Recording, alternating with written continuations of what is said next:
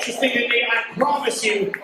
First of all, I am going to bring up your host. Let's put your hands together, and I will let him introduce the esteemed guest. Let's put your hands together for Roger Clark, everybody.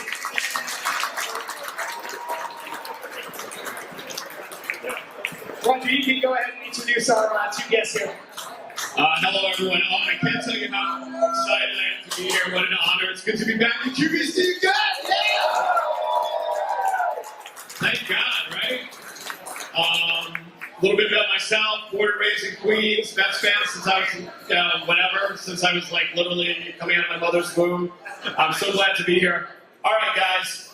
How cool is this? Keith Black, he texts me. He says, do you like Gary Cohen and Ron Darling? I'm like, are you freaking crazy? Of course. What? And he says, I want you to host the panel. This is the coolest thing I've done ever. All right? Ladies and gentlemen, 2/3 of GKR. Okay? Since 2006, they have given us joy, excitement, fun, comedy, life. They are the one and only Gary Cohen and Ron Darling.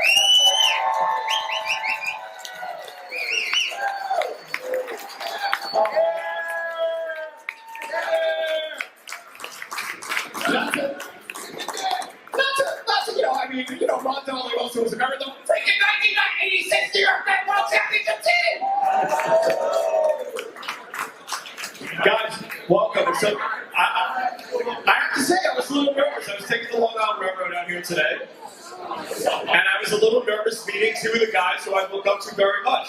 Broadcasting, baseball, but I talked to you for a couple minutes. I'm a little at ease now, thank God. Well, what you have to remember is that when Ronnie and I walk into a room, the first question always is, where's Keith? We were talking about this, in fact, backstage, that instead of GKR, it should really be Keith featuring Gary. No, come on. Someone's got to call the game, Gary. Come on. Yeah, but there would be no game without Keith. Let's face it. That is absolutely true. So, and Gary, going back in time, you really, as we say in broadcasting, you really played your dues. Spartanburg, you were the Durham Bulls from Bull Durham, Pawtucket Red Sox. You've done basketball, you've done hockey, you're the voice of Seton Hall. But since 1989, you've been affiliated with the New York Mets. I have to pinch myself often because it's really the culmination of a dream come true, and to be able to do something that you love so much for 33 years, more than half my life, it's beyond words. And I worked 15 years with the great Bob Murphy, and I grew up listening to Murph under my pillow, trying to hide the radio from my parents so they wouldn't know that I was listening after I was supposed to be asleep. 1973, 19-inning game in Los Angeles that ended at 5 o'clock in the morning. I managed to stay up and listen to Murph that entire game. And then, to end up working with him every day for 15 years was beyond anything that I could have possibly hoped for. So, and now I get to work with these guys. Yeah, and Ron, I was going to say, when you were in your playing days, obviously, did you, in the back of your mind, always have the idea that, you know what? I know this game pretty darn well. I think I could be a broadcaster. I never, ever felt that way, but I did always love listening because when I was a player, of course, you had Murph, you had Tim McCarver, you had Ralph Kiner, of course. Just, I'm reminded of this many times, and I kind of forgot about it, but on Saturday day games or Sunday day games when I wasn't pitching, I would always put the headset that they used to interview players on the field. I put it on and just listen to them for 2 or 3 innings, and it was great. I always loved listening to them. So maybe through osmosis, I somehow figured out that it's been a long time since I've been here. What a saloon this place is. It's huge. I know. Good to see you guys. I was telling you guys, last time I was here was the same. This is embarrassing, but last time I was here was the same winger. Okay, sorry. Yeah. Anyway, let's go back to 2006 when you guys first started, because 16 years, Gary, Ron, and Keith have been bringing us this joy and bringing us the games. I mean, you are about a year away, right, from catching up with the original, the beloved Lindsey Nelson, Ralph Kiner, and Bob Murphy. But that first year, Gary, you had basically done radio mostly. Ron, you were a total neophyte when it came to the broadcasting game. Tell me about what was going on in that booth with Keith those days. Well, I think we all benefited from the fact that none of us had the slightest idea what we were doing. You know, we all knew the subject matter, but, you know, I had never really done much TV, and Ronnie had done the 1 year in Washington where he got hired like the night before the first game and didn't have a whole lot of direction there. And, you know, Keith had dabbled. I guess that's the best way to put it. He had been a broadcasting dilettante. And so we were all coming from a place where we didn't really know what to do. And so it allowed us to lean on each other. And I think that's really, ultimately, when you go back to the beginning and try and figure out why it's worked so well, I always go back to that we only had each other. We were very fortunate to have some fantastic mentors because we had the greatest director in the history of televised baseball, Bill Webb, who shepherded us through those first years. And the unsung hero of our broadcast is our producer who's been with us since day one, Greg Picker. He is bright, he knows the game, he's creative, he pushes us in ways that nobody could possibly know. He's the guy in our ear and our second brain. So we've been very fortunate, but I really think that the fact that we were all kind of flying blind at the beginning worked in our favor. Yeah, I don't think that's even changed to this day. I think we trust each other so much that we rely on each other to pick up that little piece that maybe I didn't finish, or Keith didn't finish, or Gary didn't finish. And, a quick story, our first year, I think it was about a few seconds before we went on the broadcast, maybe a minute before we went on the broadcast, and only in Keith's way could he do this. One of the most difficult things to do in broadcasting, baseball anyways, is to have a three-man booth. There's so much traffic, three people talking, it's very hard to navigate who's going to speak when, and a lot of times in some three-man booths, they just end up talking over each other. Keith minimized it right away. He said, turn to me as we were about to do the first open. He said, listen, I do the hitting, you do the pitching. With that sentence, that kind of took care of it right there. It's Occam's razor, right? And when, at the end of the day, it's the simplest answer that's the best answer. And that's key, breaking it down. And that's like when he told Jesse Orozco, don't throw another epic fastball, right? Got right to the gist of it. Which I heard. So, yeah, but the one thing that is always fascinating, I'm like, all right, guys, I don't want to go there, but sometimes, when the Mets are at the low points as an organization and as a team, you're still able to make it and keep it entertaining, which is a quality that not every broadcast team has. We're spoiled. Well, don't tell anybody this, but honestly, we have a lot more fun when the Mets stink.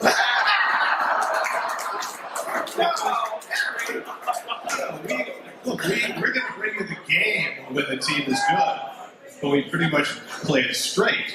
But when the team is bad and the games don't matter, then we can riff. We can. Rod, is that true? Rod can do his drum solo. Rod.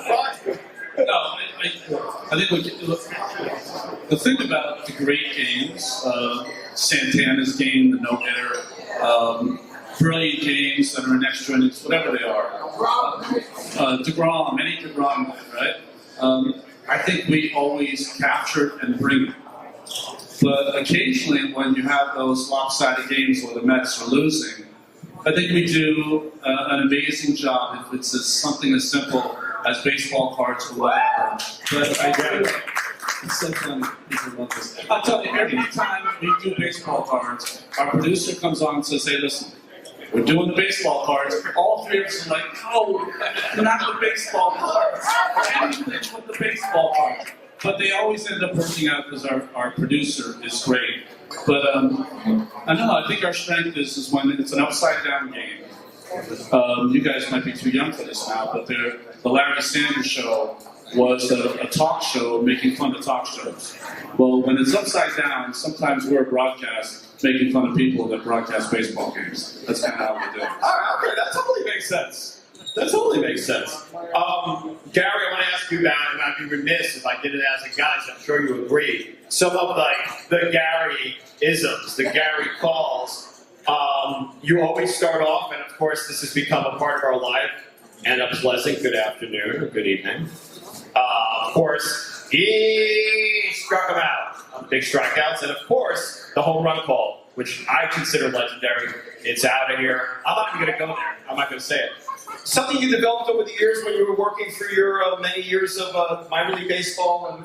Well, I'll tell you this. When I was in the minor leagues, I was conscious of trying to create a home run call.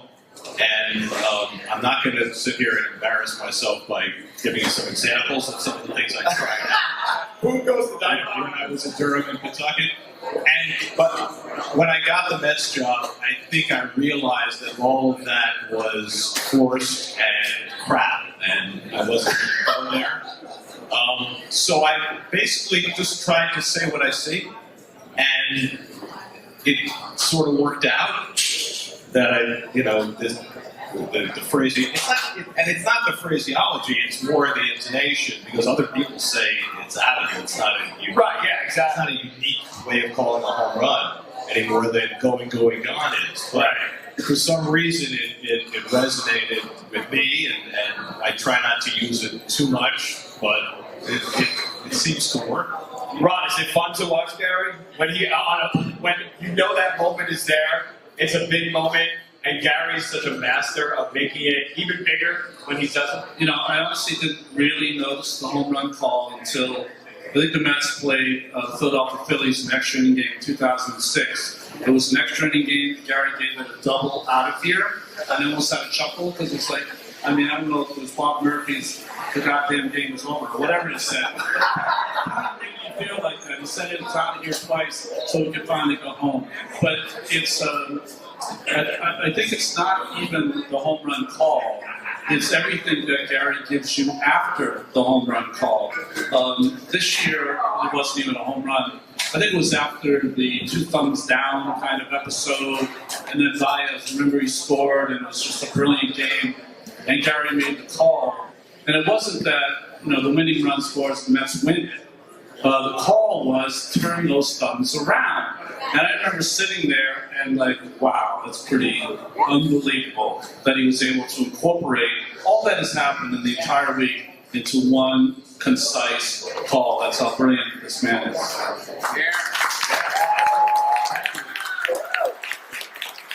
And go through some classics, Gary. All right, so obviously, Todd Pratt, walk-off, Game 4, 1999. Robin Ventura, Grand Slam, single, Game 5, 1999 NLCS. Kenny Agbayani, thank you. Walk-off, Game 3. Do you have a favorite? I know it's hard. It's like asking you have a favorite child. What I have is a favorite season. You mentioned the Pratt home run and the Ventura Grand Slam single. 1999 was by far my favorite season because remember I started in '89. The Mets had just had their best 5-year period in the history of the franchise from '84 to '88. That Ron was a huge part of, and I got there in '89. He's a Bush. And they didn't make. That's exactly right. I've called that before. What about the bathroom? So they didn't make the postseason for 10 years after I started. So when they finally made it in '99, and it was, nip and tuck, there were 2 games out with 3 games to go, and that entire season, so many great things happened. There was a 5-run rally in the bottom of the ninth against Kurt Schilling with the Phillies. There was Matt Franco's walk-off hit against Mariano Rivera. There was that last weekend with the Brad Klontz wild pitch, and then the one-game playoff against the Reds, and then the Pratt thing, and the Ventura.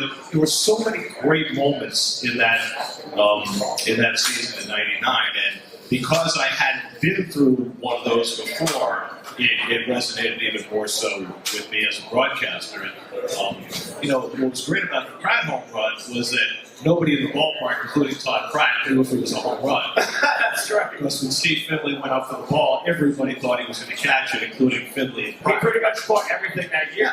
Yeah. And then, of course, the Ventura thing, you know, he hits a grand slam, and then, you know, it was Pratt front and center again, tackling him so he couldn't circle the bases. So, you know, those are things that are not simply great moments, but they're unusual great moments, and so those, you know, those stick with me.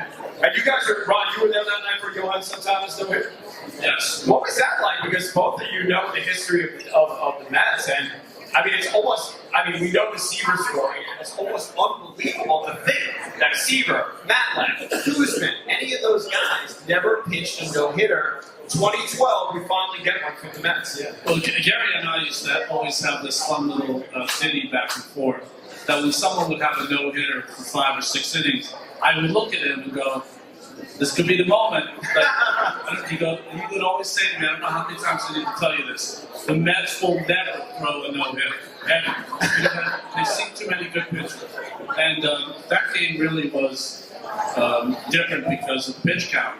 You know, you just didn't think that at any point Johan Santana would be able to finish that game. And that kind of was the theme of how we did the broadcast, is that here's a guy, maybe in his fall of his career, can he do it one more time? Is he going to be allowed to do it one more time? And that became the theme of it, and for him to pull it off. I've never done this after a game. I've seen a lot of great games, especially with the great DeGrom and others. After that game, I went downstairs to congratulate him. I've never done that before, because it was just inspiring. Because I think Santana, when he puts his head on his pillow now, occasionally will think about his last great moment. And Ron, I mean, and Gary too, I mean, I guess the no-hitter is just, it's like a perfect storm, at least back then. Now we see it a little more often, sadly, but it was a perfect storm that night. I mean, you have to have, the guys are off, they're not hitting. You have, the guy has amazing stuff. Is it more on the pitcher side? Or What's strange about that night is that the guy throwing a no-hitter might not have been as compelling as the manager of the ball club. Terry Collins and the agita that he was going through to try to make this decision to allow this great pitcher, to play it out. And we just recently saw the playoffs, right? A 5-inning no-hitter by a Braves pitcher. He was taken out after 76 pitches. That's where baseball is. Well, 5-6 years ago, it wasn't that way. So Terry Collins made that decision, and we're all lucky for it. And the thing about it is that early in the game, there would have been nothing to make you think that there was even a possibility. He walked 4 batters in the first 5 innings. It was not a vintage night for Santana for most of the night. But then you get the call on the Beltran foul ball, and then you get the Baxter catch, and all of a sudden you're thinking, you know, maybe this is possible. And then the push-pull about the pitch count became the story. But, you know, Ronnie mentioned before that I always told him that the Mets would never throw a no-hitter. And until the very moment that David Freese swung at that last pitch, I did not think it was going to happen. So that made it even more special, because it was, you know, for anybody who would lived through the majority of Mets history, as many of you have and as I did, 51 years is a long time considering how many great pitchers the Mets had had. How many of them had gone on to pitch no-hitters for other teams, whether a receiver or like Scott or Don Good or, you know, whatever. So it was a one incredible night. I know what I had. Hold on. No matter how many no-hitters the Mets might throw in the future, it will always be Let's talk about another, I mean, even though the Mets did not win the World Series in 2015, for anyone who's from, it had been a long time, and it was not supposed, it didn't seem like it was really supposed to happen, but somehow it was a great season, right, 2015, guys? I mean, the Wilmer Flores walk-off was, in a lot of, Well, I think, and Ron, I think would agree with this. I think 2015 was 2 seasons, right? It was what happened up until a few days before the trading deadline, and then it was everything that happened from then on. between the Flores tiers and the non-trade for Gomez, which led to the trade for Cespedes, and getting Kelly Johnson and Juan Uribe and Tyler Clifford and Madison Reed, and getting David Wright and Travis Darno back healthy. All those things happened right about the same time, and it transformed the team, and they were able to ride that all the way to the World Series. I remember that we do a lot of games, right, and many special games. But that team, after Cespedes started doing what he did best in those days, would make you get numb sometimes watching that game, and then you get to a point. I'm sure as fans feel the same way, but you feel that way in the booth. Is that when the tide turns, you know what's going to happen. You know someone's going to get the hit. You know someone's going to get the out. And that is when you really love watching the game. And it gives you thrills. And that's the reason that you like to do this job. But that team was very inspiring right to the very end. We were there for the Harvey game.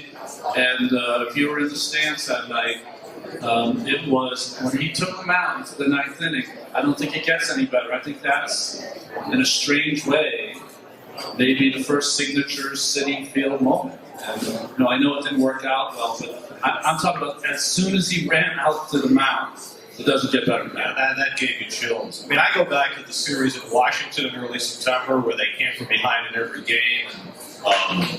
They used Drew Storen, and Cespedes had all the big hits, and Kurt Lewinheis hits a big home run. And then, a little bit later in September, the game in Atlanta, when they were down to their last out, and Murph hit the home run to tie it. It was almost as though the switch had flipped for this team to where they were not going to lose. And then to watch Murph do what he did in the postseason was incredibly special. I mean, just otherworldly. And that got them to the point that they got to. And I agree with Ronnie.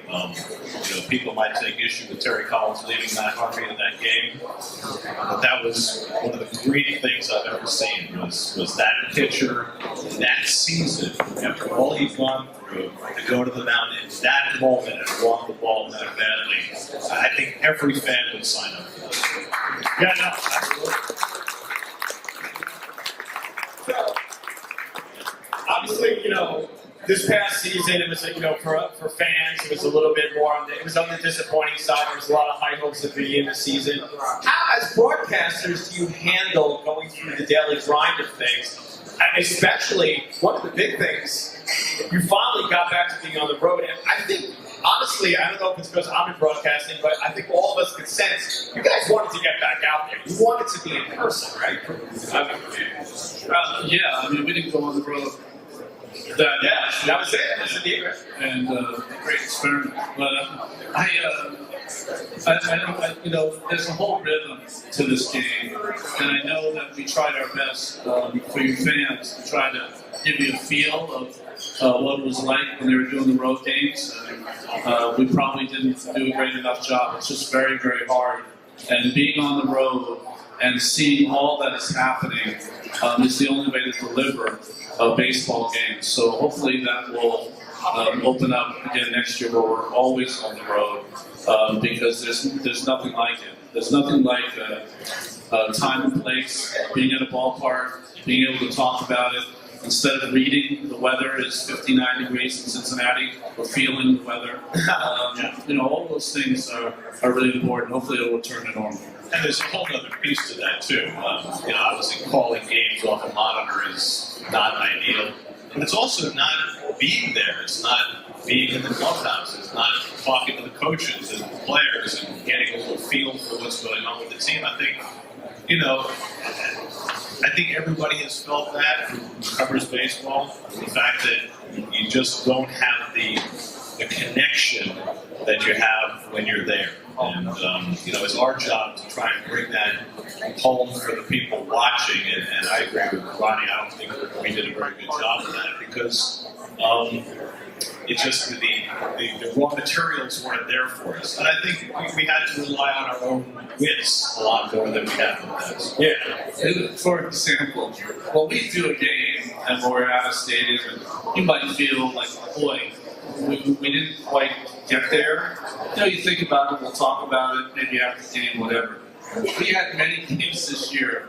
The game is over with. We look at each other and like, and we jump in the car and go. We just, honestly, it was, we didn't even know what we did. So hopefully that'll change this year. Yeah, all right, I think we want to get some questions from the audience. Are you guys lined up for questions, or is that, or should we keep going? Okay. Keith, questions? Anybody? Yeah. I was going to ask you guys because I think one of the fun parts about it when you guys are on the road is capturing the flavor of the town you're in, because every town you go to in the Major League Baseball has so much to offer. I mean, we won't go to the Skyline Chili, Gary. It does look pretty gross. You guys remember that? Have you ever tried it? No, thank you. No. You gotta try it once. No. Because how will he know otherwise? Should I try it? I told Keith, because Keith had not tried it, I said you have to try it once.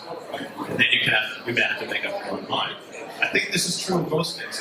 Yes, yes. Like kasha knishes. I like potato knishes. My grandmother made me try kasha. I thought it was pretty yucky, and I never went back. Now you know. Yes. All right, guys. I know you're probably like, why isn't he asked about Keith? We got to talk about Keith. He is such a great character. How fun is it to work with this guy? Because, well, I think Ronnie can speak to it best because Ronnie knew him as a teammate, just as we knew him as a player. right. And it just does not compute that the guy that we watched on that field is the same guy that we work with every day. I'll make the argument it's not the same guy. It's got to be someone different because my memory of Keith as a player would be coming into the locker room, he dragging his body kind of to his stool, kind of sitting there doing the crossword puzzle, and then kind of getting himself ready for the game. And once the game started, he was always spot on. As far as broadcasting, one, I never knew he was, one, that funny.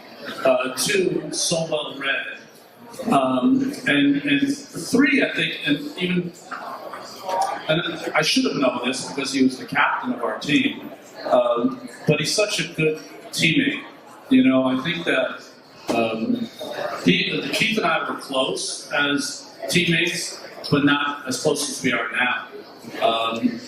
And that relationship has blossomed because of this broadcasting team. And as I've gotten to know him, he's a full-rounded individual with lots of amazing qualities. And listen, Gary is so great at what he does. I do whatever I do. But there's no one in this room. There's only one Keith Hernandez. And don't you forget. And by the way, you agree with 100%. Here's the thing, though. When he was a player, he was as focused as any player I had ever seen, right? From first pitch to last out, he was aware of everything that was going on, never missed a beat. Now, if smartphones had existed when Keith was playing, and he had one in his back pocket, would he have been as focused? I don't think he would even have attended the games.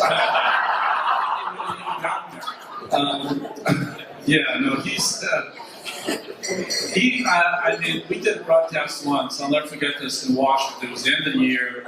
Mets were struggling. College football season, right? College football season, and Keith is interested in college football. Likes the home dog. If that's what you guys like to bet, and that's his main bet. And as Gary and I were doing the game, we were sitting 7 stories above the field. Keith is faced the opposite way, making sure that his home dog picks were coming through. Back to the field. And I guess it's like you just get used to it. You guys have been doing it for so long.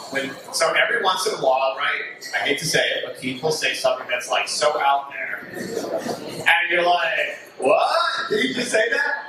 How do you react to it? You just roll? You just roll with it, right? Because you used to working with each other. Right? Well, there are lots of different ways to react. If Keith says something outlandish, I will either call him on it, or if it is so outlandish that it's going to get us in trouble, I try to ignore it. And our producer, when he says something that no one else has ever said before, whether it's Fundies or El Stinkowski or whatever he says, our producer always says, Keith, I have to write that down. And he always writes down his uniqueness because no one else can speak like he speaks. And Gary, from your perspective, like, so you started in '89 with the radio, so you were still, I mean, you were a professional and working the circuit, but at that point, I mean, I would imagine in '86 you were a fan. Oh, yeah, I was living in Virginia, sitting on my couch and, watching every moment of every game. In fact, I had a VCR and I taped every game. I still have those from the playoffs and the World Series. So Was to a certain extent, was it interesting to like walk in and see Ron Darling? well, my first year with the Mets was Keith's last year as a player, and Ronnie was there for a couple of years after I got there. So I got to know them peripherally as a broadcaster and player, but I didn't really. And Keith and I got to know a little bit because he had done broadcasting, the last few years I was on radio. But I didn't really know either one of them very well until we started doing this. So, we were kind of starting from scratch, and the relationship has only grown over the years, and I think we all have such great respect for one another. I think that shows. All right, should we talk about the team? Oh, y'all, do we have a question? Oh, yeah, pop over, yeah. First of all, best in business, right? Yeah. You have a book. Ron Darling has 3 great books. Any book out of you, Keith Harry? No. No. Second question, actually. If you'd like to ghostwrite it for me, send me a proposal. Any other questions, guys? Anybody out there? We got someone coming up. I got a question for Gary. What was the moment, the biggest moment that you had where that's what you thought they were going to pull through, but they just didn't do it?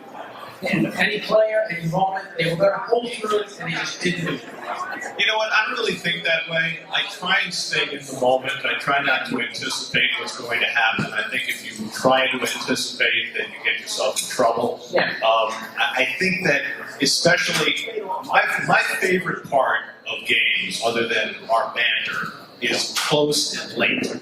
Right? I mean, it's great when the Mets win 10-1, but it's more interesting when it's 3-2 in the 8th or 3-2 in the 9th. And I try to be as in the moment as I possibly can. And I think these guys do the same thing. And you react to what you see as opposed to thinking about what might happen. You watch what does happen and you react to them. Game 7, 06, I saw that pitch, I was at the game. Belcher didn't swing. I'm like, how do you not swing? But I saw it in the replay. Crazy pitch, unbelievable. I don't blame him at all. Would that be one of the top contenders? Maybe. Well, we weren't broadcasting that game. I was lucky enough to do an inning on radio that game. That's a shame, by the way. Well, I got to do the Andy Chavez catch, and then I got to watch them load the bases at the bottom. To me, it was less about the 9th and more about the 6th. After Andy made the catch in the 6th, they load the bases with 1 out. Absolutely. And Jeff Suppan threw the greatest curveball he ever threw to strike out Jose Valentin, and then Chavez popped up, and they were scoreless until the 9th. So, to me, that was the inning where they had a chance to really make their mark. And but I was in the 9th inning. I was sitting in the rain on a stage outside Gate A, waiting to do the post-game show with Ronnie, watching a 7-inch TV as I came in. So that was my experience. I appreciate it. By the way, Ron, my friends waiting for getting your jersey signed. Oh, I can't wait to see that happen. No problem. Hey, Mark Healy, you have a question? Yes, I do. The one and only Mark Healy from Golf and Baseball. Well, Ronnie was interviewed for the book, so Ronnie knows me a little bit. Gary, we've only met, a little bit here and there. This is my question. You had to follow a legend in Bob Murphy. And, Keith, Ronnie didn't have as much, Ronnie had to follow Ralph Kiner. So, do you guys ever feel that you've kind of taken the torch from those guys and still feel that responsibility to connect with the fans in that way that you're the broadcasting legend? You're a legend, Gary. And so are you, Ronnie. Mark, I think we all bring something different to the table. I grew up listening to Bob Murphy and Lindsey Nelson and Ralph Kiner. That was my childhood. And it's funny because I got to work with Murphy for 15 years, so I don't feel as though I took over for him. I feel I kind of took over for Gary Thorne. He was the guy I replaced, which was hard enough because Gary was so fantastic in those years with Murph. But I didn't realize until I started working with Murph how much of him had rubbed off on me and how much my cadence and the way I described things mirrored a lot of what he did. And in fact, there were certain phrases that I had used as minor leagues that were his that I had to stop using when I started working with him. I didn't even realize they were his. So I think there's been a great tradition of broadcasters from the Mets. And how he is keeping that up on the radio with Wayne. They do an unbelievable job of maintaining that legacy. And we're just trying to do our part every day. But, I'm not Bob Murphy, and I'm not Lindsey Nelson, and I'm not Howie Rose. I'm who I am, just as Ronnie is and Tim McCarver. He's bringing something different to the table. But I think that the Mets have been very blessed over the years with a great legacy of the booth that we're just trying to maintain. Thanks, Mark. Yeah, we really are spoiled.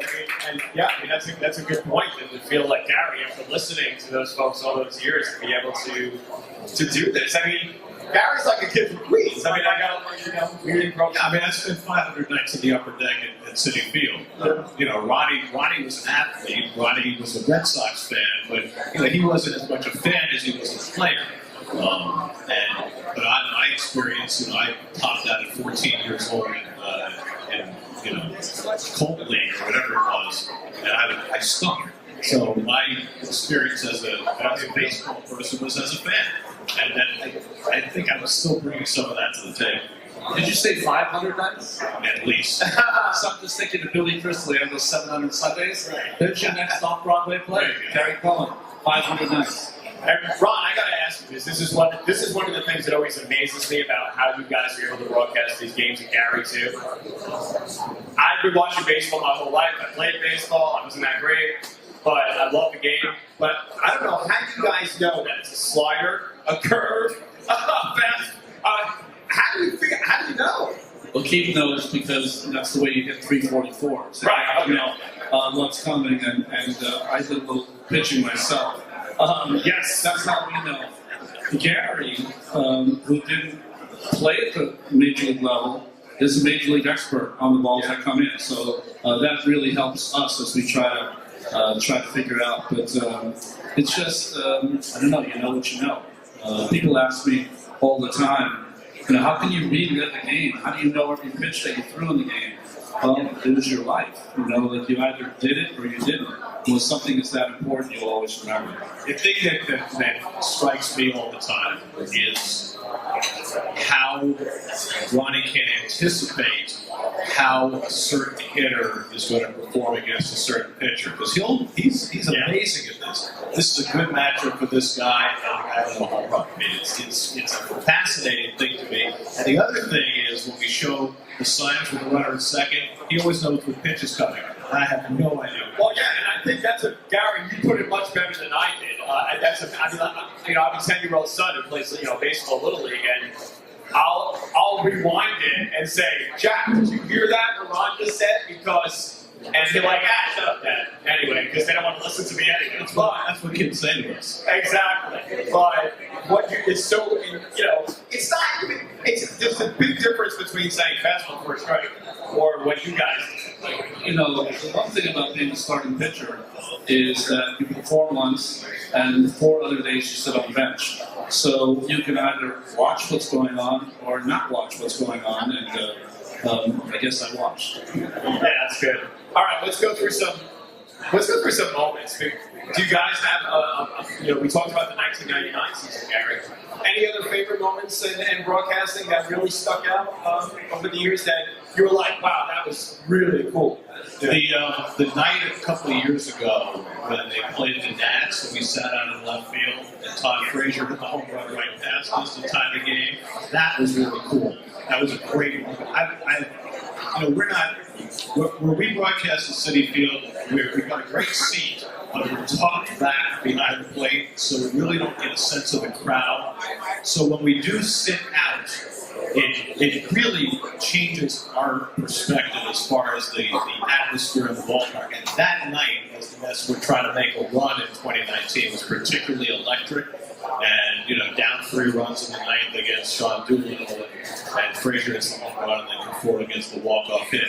That was one of the unique experiences for us in recent years. I thought that really resonated.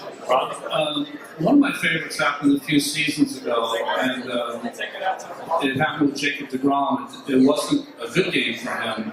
He had 3 consecutive bad starts, which is even hard to believe. I think it was 2017, I could be wrong. But they were in Texas. Terry Collins was the manager. And Jacob came to the bench after being taken out, and he was lost. And I know that feeling. Every pitcher knows that feeling. He feels it a lot less than most of us. But I remember Terry sat down with him, and I'm such a big Terry Collins fan as a human being, taken apart from him being a manager, that he was a human being that night.